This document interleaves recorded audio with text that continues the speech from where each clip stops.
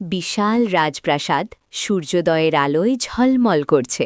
রাজপাখিরা উড়ছে, রাজবাগানে ফুল ফুটেছে। অনেক অনেক দিন আগে রূপপুর নামের এক রাজ্যে বাস করতেন এক দয়ালু রাজা ও রানী। এই রাজ্য ছিল ফুলে ফলে গান গল্পে ভরা। কিন্তু একদিন রাজ্যের সুখে কালো মেঘ নেমে এলো।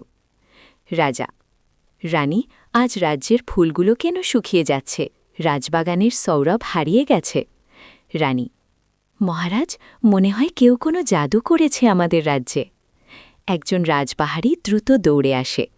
রাজপাহাড়ি: মহারাজ, খবর আছে, রাতের বেলা কেউ বাগানের মাঝখানে দেখা দিয়েছিল। মুখ ঢাকা ছিল কালো কাপড়ে। রাজা চিন্তিত: মুখ ঢাকা মানে হয়তো পুরনো শত্রু ফিরে এসেছে।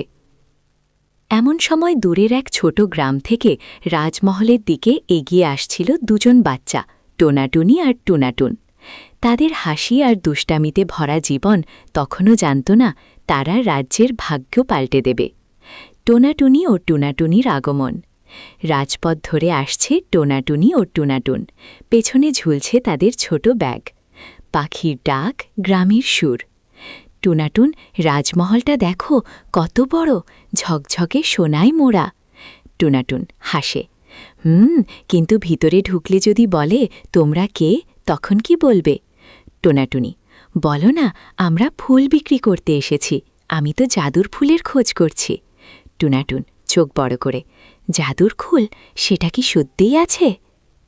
দাদি বলেছিল, যে ফুলে রাজ্যের দুঃখ দূর হয় সেটাই জাদুর ফুল। আমি সেটা খুঁজবই। এভাবে দুজন ছোট বন্ধু রাজমহলের ফটকে এসে দাঁড়াল, জানে না যে সামনে অপেক্ষা করছে জাদু, রহস্য আর বিপদ। দুষ্টু মন্ত্রীর ষড়যন্ত্র। রাজমহলের গোপন ঘর। দেয়ালে কালো পর্দা, টেবিলের ওপর পুরনো জাদু বই, ধোঁয়া উড়ছে। রাজমহলের গভীরে বাস করত এক চতুর মন্ত্রী, মহামন্ত্রী কুম্ভকার। বাইরে থেকে তিনি রাজাকে বিশ্বাস্ত ভৃত্য দেখাতেন, কিন্তু অন্তরে ছিলেন অন্ধকারে ভরা। মন্ত্রী নিজে নিজে হাসে: হা হা হা, জাদুর ফুল শুকিয়ে যাচ্ছে, রাজ্যের সৌন্দর্য মুছে যাচ্ছে, সবই আমার পরিকল্পনা মতো। এবার রাজা আমার পায়ের নিচে পড়বে। সে টেবিল থেকে এক বোতল কালো তরল তুলে নেয়। মন্ত্রী: এই বিষের এক ফোঁটাও রাজবাগানের মাটিতে পড়লে জাদুর ফুল আর কখনো ফুটবে না। তখন আমি হব রাজ্যের একমাত্র ক্ষমতাবান জাদুকর। দরজায় হালকা আওয়াজ। একজন ছোট চাকরি প্রবেশ করে। চাকরি: মহারাজ মন্ত্রীমশাই, রাজা আপনাকে ডেকেছেন রাজবাগানের খবর নিতে। মন্ত্রী মুখ লুকিয়ে: বল রাজাকে আমি এখন প্রার্থনায় ব্যস্ত। চোখ টিপে: রাজ্যের মঙ্গল কামনায়। কিন্তু সেই প্রার্থনা ছিল ধ্বংসের প্রার্থনা।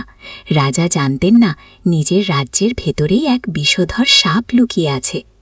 জাদুর বাগান ও রহস্যময় আয়না। রাজবাগানের ভেতর বড় বড় ফুল, মাঝখানে শুকিয়ে যাওয়া জায়গা।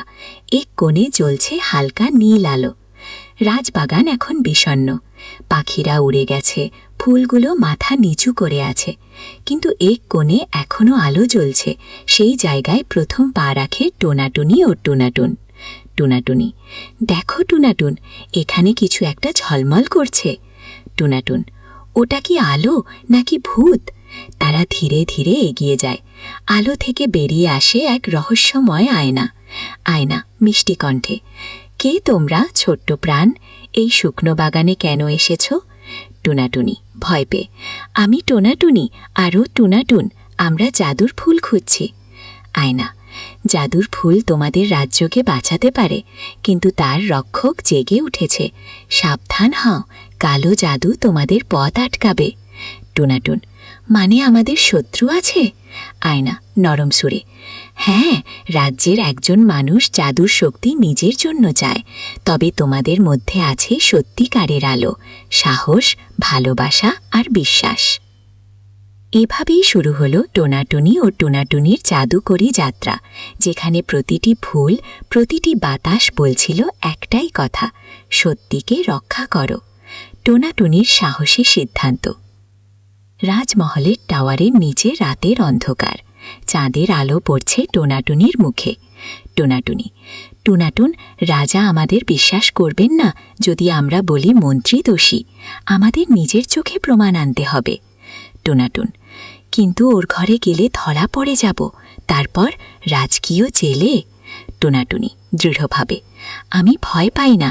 যদি জাদুর ফুল শুকিয়ে যায়, রাজ্যের সবাই কাঁদবে। আমি চেষ্টা না করলে দাদি বলবে সাহস হারিয়ে ফেলেছ টোনাটুনি। এমন সাহসী কণ্ঠে যেন চাঁদও হাসল। টোনাটুনি সেই রাতে রাজমহলের নিষিদ্ধ টাওয়ারের দিকে পা বাড়াল। তারা ধীরে ধীরে টাওয়ারের দরজায় পৌঁছল। ভেতরে হালকা নীল আলো জ্বলছে। টোনাটুন, ওটা কিসের আলো রে টোনাটুনি? টোনাটুনি ফিসফিস করে, ওটাই মন্ত্রীর জাদু বই, চল ভিতরে যাই। দরজার শব্দ, চিক। জাদুকরের পরামর্শ। রাজমহলের টাওয়ারের ভিতর কালো পর্দা, জ্বলন্ত প্রদীপ, টেবিলের ওপর জাদু বই, আর চারপাশে রহস্যময় প্রতীক। টোনাটুনি ও টোনাটুন যখন টাওয়ারের ভিতর প্রবেশ করল, তখন তারা বুঝল এই জায়গা সাধারণ নয়। এখানে প্রতিটি দেয়াল যেন কথা বলে, আর প্রতিটি ছায়া যেন কিছু লুকিয়ে রাখছে। টোনাটুনি, দেখো টোনাটুন, এই বইটার মলাটে লেখা আছে জাদুর ফুলের অভিশাপ। টোনাটুন, ওফ, এই বই পড়লে আমাদের ওপর জাদু লাগবে না তো? হঠাৎ পেছন থেকে আলো ঝলমল করে ওঠে। ধোঁয়ার ভেতর থেকে এক বৃদ্ধ জাদুকর আবির্ভূত হয়। জাদুকর, ভয় পেও না ছোট্টরা, আমি রাজ্যের পুরনো রক্ষক, জাদুকর সলমান। টোনাটুনি, আপনি? তাহলে আপনি জানেন জাদুর ফুল শুকিয়ে যাচ্ছে কেন? জাদুকর গভীর কণ্ঠে, কারণ মন্ত্রী কুম্ভকার জাদুর ফুলের শক্তি নিজের হাতে আনতে চায়। সে রাজ্যের মাটিতে বিষ ঢেলেছে। ফুলটিকে বাঁচাতে হলে তোমাদের খুঁজে আনতে হবে সত্যের মুক্তা, যা লুকানো আছে আয়নার গুহায়। টোনাটুন, আয়নার গুহা? ওটা কোথায়? জাদুকর, এই মানচিত্রে দেখো, রাজবাগানের শেষ প্রান্তে পুরনো গাছের নিচে লুকানো পথ। কিন্তু মনে রেখো, ভয় পেয়ে থেমে গেলে আলো নিভে যাবে। টোনাটুনি দৃঢ়ভাবে, আমরা যাব, রাজ্যকে বাঁচাবো। জাদুকর হেসে, সাহসী মেয়েটি, মনে রেখো, জাদুর আসল শক্তি ফুলে নয়, হৃদয়ে লুকানো থাকে। আলো মিলিয়ে যায়। টোনাটুনি ও টোনাটুন রওনা হয় আয়নার গুহার পথে। বিপদের মুখোমুখি। রাজবাগানের শেষ প্রান্ত কুয়াশায় ঢেকে আছে। বাতাসে ঠান্ডা গন্ধ। দূরে পুরনো গাছ। রাতের আধারে দুজন ছোট বন্ধু পৌঁছল গুহার সামনে। সেখানে ছিল মাটির ভিতর থেকে ভেসে আসা মৃদু আলো, আর সাথে ভয়। টোনাটুন কম্পিত কণ্ঠে, টোনাটুনি, যদি কেউ ভিতরে থাকে? টোনাটুনি, ভয় পেও না, আমরা রাজ্যের জন্য এসেছি। দুজন মাটির নিচে নামতে থাকে। গুহার দেয়াল আয়নার মতো চকচক করছে। তারা নিজেদের প্রতিচ্ছবি দেখতে পায়। টোনাটুন, এই আয়নাগুলো আমাদের দিকে তাকাচ্ছে কেন? রহস্যময় কণ্ঠ গুহা থেকে, কার মুখে সত্য, কার হৃদয়ে ভয়? টোনাটুনি, আমাদের হৃদয়ে ভয় নেই, আমরা সত্যের সন্ধানে এসেছি। হঠাৎ গুহার ভিতর ঘূর্ণিঝড়ের মতো আলো নেমে এলো। সামনে এক বিশাল আয়না খুলে যায়। আয়নার ভিতরে দেখা যায় মন্ত্রীর চেহারা। সে জাদু করে রাজাকে ঘুম পাড়াচ্ছে। টোনাটুন, দেখো, রাজা, মন্ত্রী ওকে মন্ত্রী দিয়ে ঘুম পাড়াচ্ছে। টোনাটুনি চোখে জল, আমাদের দ্রুত রাজমহলে ফিরতে হবে। রাজা ঘুমিয়ে পড়লে রাজ্য অন্ধকারে ডুবে যাবে।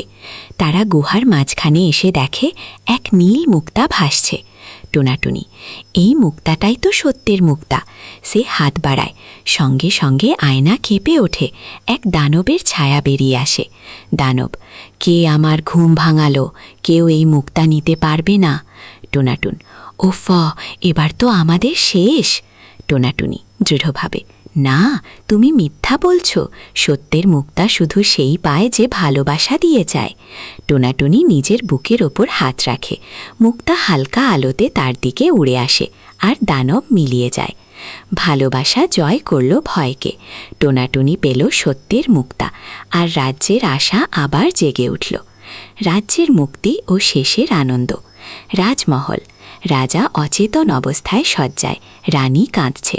টোনাটুনি ও টোনাটুন প্রবেশ করে হাতে নীল মুক্তা নিয়ে। রানী কাঁদতে কাঁদতে, ওহে দেবতা, আমার রাজাকে ফিরিয়ে দাও। টোনাটুনি: ভয় পাবেন না, এটা সত্যের মুক্তা। জাদুকর সালমান বলেছেন এটা রাজাকে জাগিয়ে তুলবে। সে রাজামশাইয়ের বুকে মুক্তাটা রাখে। হালকা আলো ছড়িয়ে পড়ে। রাজা ধীরে ধীরে চোখ খোলে। রাজা নরম কণ্ঠে: আমি কোথায়? কে আমাকে বাঁচালো? রানী চোখ মুছে: এই দুই ছোট্ট প্রাণ, টোনাটুনি আর টুনাটুন। মন্ত্রী কুম্ভকার ছুটে আসে, কিন্তু রাজবাহারীরা তাকে ধরে ফেলে। রাজা রাগে: তুমি আমার রাজ্য ধ্বংস করতে চেয়েছিলে, আজ থেকে তোমার স্থান রাজ্যে নয়। মন্ত্রী চিৎকার করে: না, আমি তো জাদুর ফুল চেয়েছিলাম ক্ষমতা পেতে। টোনাটুনি: ক্ষমতা নয়, মন্ত্রীর চাওয়া ছিল লোভ, আর লোভে কখনো আলো থাকে না। মন্ত্রী ধোঁয়ার মধ্যে মিলিয়ে যায়। রাজমহলে শান্তি ফিরে আসে। রাজবাগানের ফুলগুলো আবার ফুটে ওঠে। বাতাসে মিষ্টি গন্ধ ছড়িয়ে পড়ে। জাদুর ফুল আবার ফুটল। রাজ্য ফিরে পেল।